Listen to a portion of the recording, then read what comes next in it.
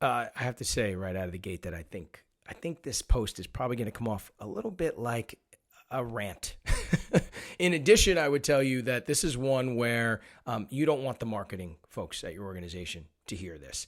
But I am hoping that it inspires the rest of you who work outside of marketing, maybe in areas like human resources or talent acquisition or learning and development or sales or customer service or what have you. And the reason why I say I don't think the marketers are going to appreciate this is because I want to talk about podcasting. Now, whenever I talk to folks at an organization and people who don't work in marketing, and I bring up podcasts, their knee-jerk reaction is immediately to say, well, we got to get the marketing team involved. They equate podcasts with a marketing function. And that makes sense, I guess, in some cases, because there's a good chance that your marketing team has a podcast out there, a branded podcast about the company, or maybe a podcast that features the CEO doing some thought leadership stuff or what have you. But I have to tell you something.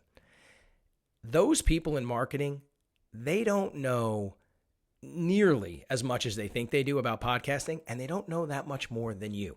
You could know absolutely nothing about podcasting, and they don't know much more than you. In fact, if you look at the podcasts that they're putting out there and you really listen to them, they're kind of fucking terrible. I mean, they really are. In a lot of cases, all they are 25-minute commercials where they're just vomiting the name of your company up over and over. And of course, the marketers will turn around and say, yeah, but look at all our numbers. Look at all the downloads we got and all those kind of things. And in reality, they probably paid for them.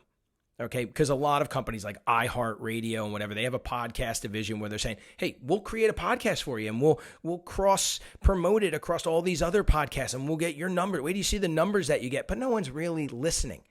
And they're paying a lot of money to put out a subpar podcast that's really not even that interesting to listen to. But I will tell you that there are ways for you to use podcasts. Forget the marketing team.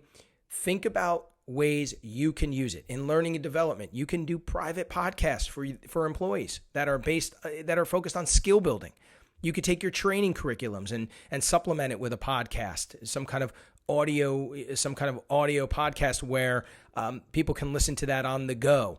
In talent acquisition, I mean, you can use podcasts that are geared towards candidates and help them understand the company's purpose and mission, all those kind of things.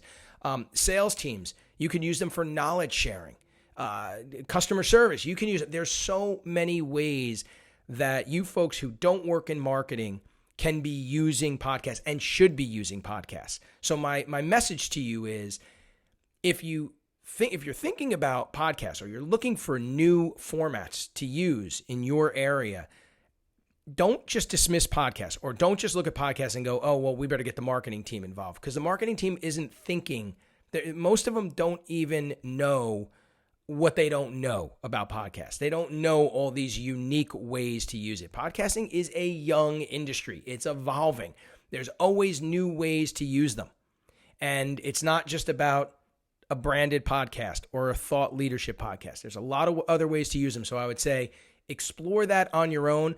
Don't get intimidated or don't think that you have to get the marketing folks involved, because truly they don't know much more than you when it comes to podcasting.